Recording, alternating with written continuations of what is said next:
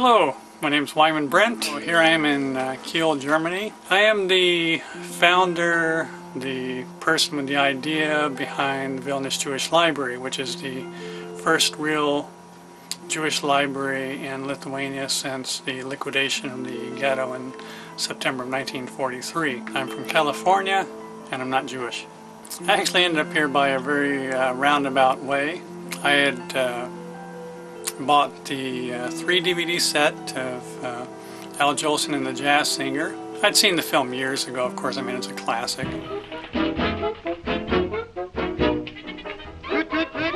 Goodbye.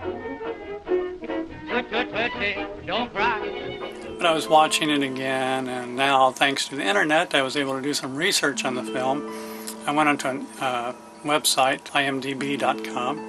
And while reading the reviews, I came across someone had posted a link to a website, aj-images.com. So I went to the website and saw that they had done different films related to Al Jolson and his career, including a full-length film called Al Jolson and the Jazz Singer. Well, that caught my interest right away. So I contacted the filmmakers, Andrea and Jens, asked them about buying one of the films, because, you know, when I can get something for the library, I love getting it signed if possible, whether it's a book or CD or DVD. It just adds a nice little extra touch to it. When I contacted them, they refused to sell me a copy of the film. Why? Because they wanted to donate a copy. Yeah, that works. So it happens that they were actually going to be coming to Lithuania very soon to Vilnius. Jens came, Andrea was not able to come on that trip. I also met John and Francie Hess, who were relatives of Al Jolson. So I kept in contact with Andrea and Jens. You know, I got to the point where they're going like,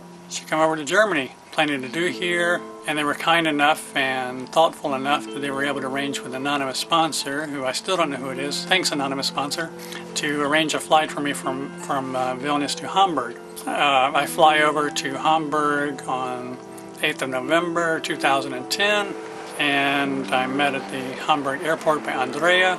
Make the drive back to Kiel, Germany. Here we are, short distance from the Baltic Sea. The next day we attended Kristallnacht ceremonies here in Kiel. It's the first Kristallnacht ceremony I've ever been to. It was quite a moving experience. Von grünen Palmenland bis weiten Land von Schnee. Wir kommen on mit unser Pein, mit unser Weh.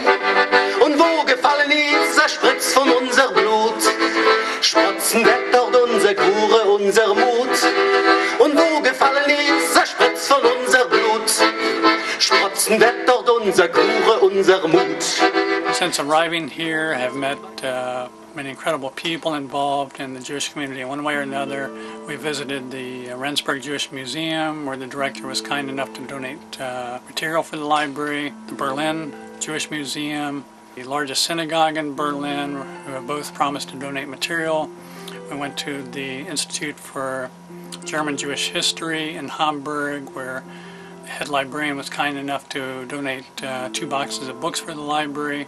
Just today, we received books from the publisher, which are beautiful new books which would be perfect for the Vilnius Jewish Library.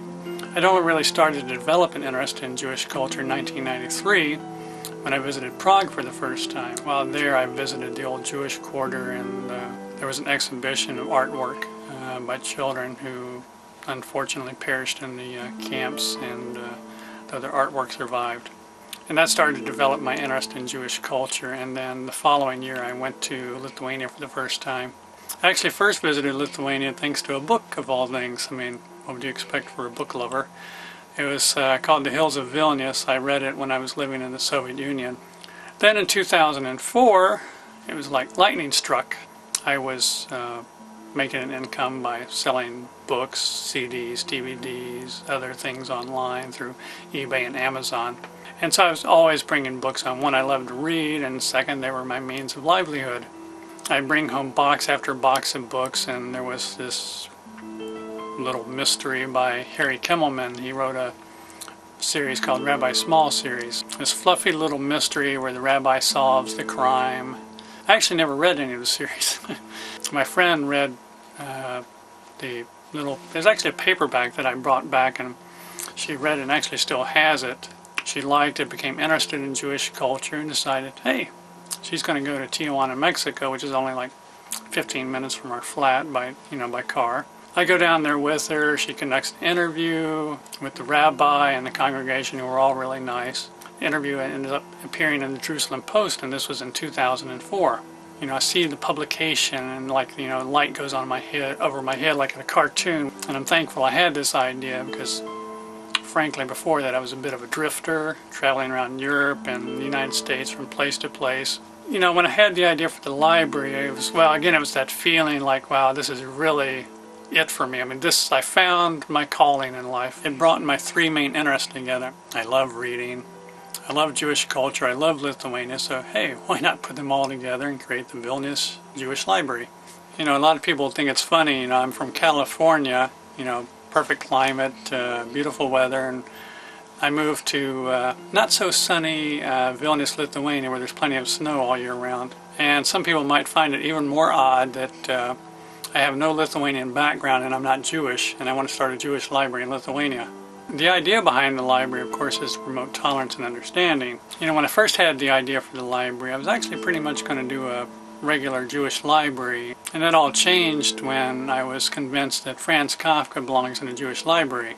Yes, he is Jewish, of course, but at the time I was thinking, you know, what does he have to do with Judaism? You know, a friend of mine pointed out that, you know, Franz Kafka is a great writer, and I got to thinking about it because I'm a fan of Kafka as well. Yeah, she's right. I mean, I need to put Kafka in the Vilnius Jewish Library. And then I got to thinking about all the other great writers, you know, like Amos Oz. You know, if I want people to come in the library, I've got to have something for everybody. And all of Lithuania has a fairly small Jewish population now, which is sad but true. So do I create a Jewish library which is just for the Jews? Do I put books just in Hebrew and Yiddish, you know, which even many of the Jews these days can't read? For better or for worse, that's the way it is.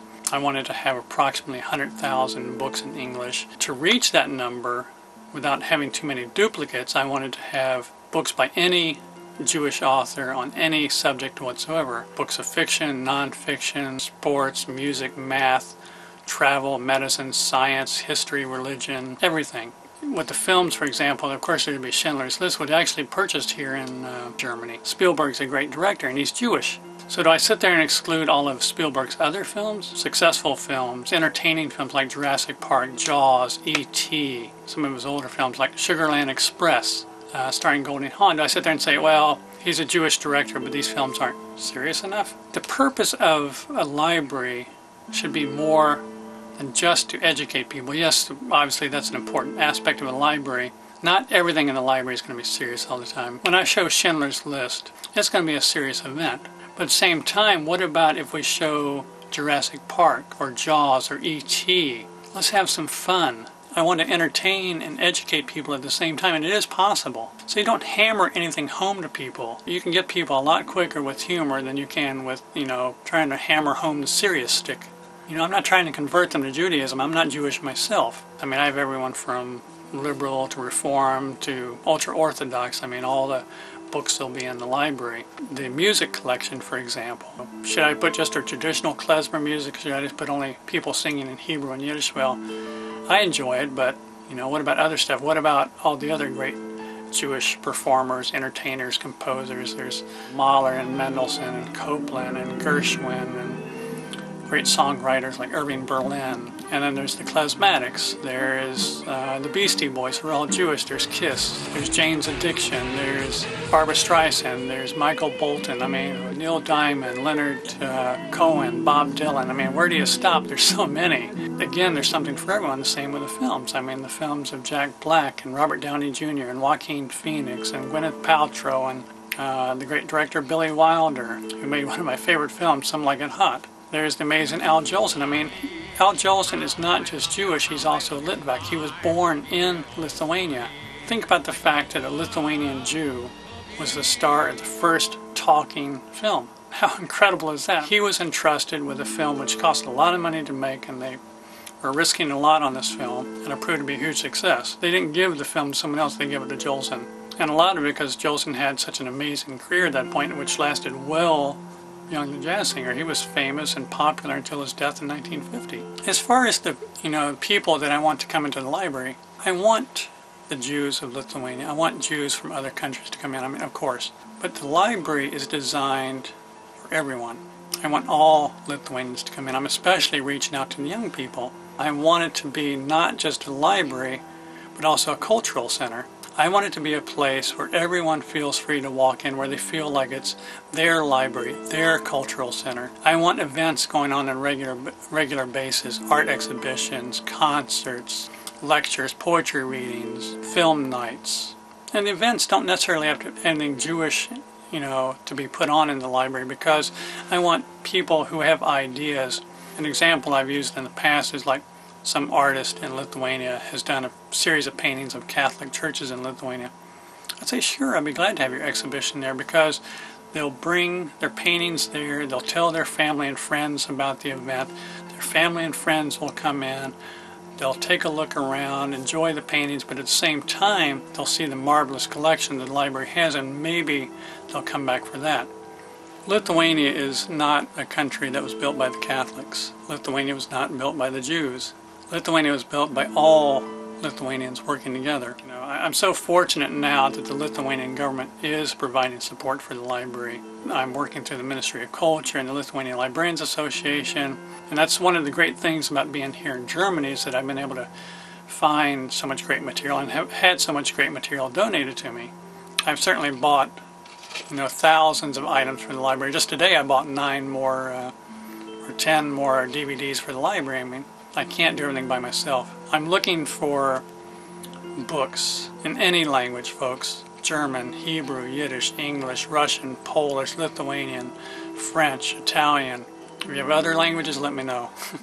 I'm looking also for dictionaries and encyclopedias. I'm looking for, music CDs, DVDs, anything done by a Jewish director or where the main star is Jewish. I mean, everything's welcome. Any language is welcome, let me make that clear. Artwork is welcome as well. We've certainly had some wonderful donations of art from people like Leonard Nimoy and the architect Richard Meyer.